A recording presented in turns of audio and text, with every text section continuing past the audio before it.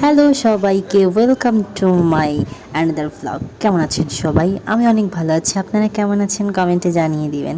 আজকে আমরা ঘুরতে যাচ্ছি আমার দিদির বাসায় চিটাগাং হাজারি লাইন। সবাই ট্রেনের জন্য ওয়েট করছি। পরে ট্রেনে উঠে গেলাম। ট্রেনে ওঠার সময় ভিডিও করে নিই, কারণ আমার একটাই মাত্র মোবাইলটা নিয়ে গেলে আমার উপায় থাকবে না। তারপর ট্রেনে উঠে যাও, একটু মোবাইলটা বের করলাম, সাথে সাথে মোবাইলটা আবার ভিতরে ঢুকে ফেললাম। আমার অনেক ভয়। পরে দিদির বাসায় গিয়ে দিদি আমাদের জন্য শরবত রেডি করতেছে। শরবত খাওয়ার পর কিছুক্ষণ রেস্ট নিলাম। পাখিটা অনেক লজ্জা পাচ্ছে এখন। তারপর আমরা খাওয়া দাওয়া করতে বসে গেলাম।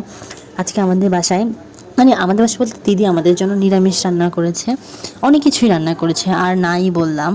কিন্তু খাবারগুলো অনেক অনেক মজা হয়েছে। আর আমি খাওয়ার সময় কথা বলতে পারি না।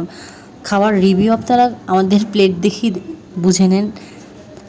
এটা হচ্ছে দিবা দিদি খাওয়ার রিভিউ, আমিও খাচ্ছি। আর এটা হচ্ছে দীপ্ত দাদার রিভিউ। ওয়াও ওয়াও হয়েছে। আর আমরা নিরামিষ সবাই একটু অনেক পছন্দ করি, একটু না অনেকই পছন্দ। তারপর খাওয়া দাওয়া করে আমরা কিছুক্ষণ রেস্ট নিলাম।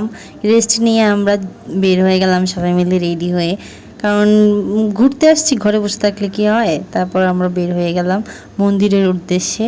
দেখি বাইরে গিয়ে কোন মন্দিরে যাওয়া যায়।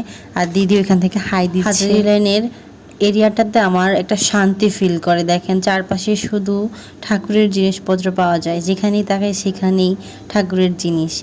মানে কি লাগবে, এখানে সব পাবেন আপনি। তারপর আমরা চলে গেলাম নবগ্রহ মন্দিরে। সবার অনেক তৃষ্ণা পেয়ে গেল। মামা সবাইকে আইসক্রিম কিনে দিল, আমরা আইসক্রিম খেলাম। হঠাৎ অরেঞ্জের আইসক্রিমটা দেখলে ভালো লাগলো, পুরাই অরেঞ্জের ফিল আসলো এটাকে। তারপর আমরা জয়কালী মন্দিরে চলে গেলাম, ওখানে প্রণাম করলাম। শর্ত আবার এখানে ঘন্টা দেওয়ার জন্য ট্রাই করতেছে, ঘন্টাটা পারতেছে না, সবাই এখানে হাসাহাসি করতেছিলাম, ওকে নিট ফাইদাম করতেছিলাম। আজকের মতো এইটুকুই, দেখা হবে আরেকটি ব্লগে। ভালো থাকবেন, সুস্থ থাকবেন, বাই বাই।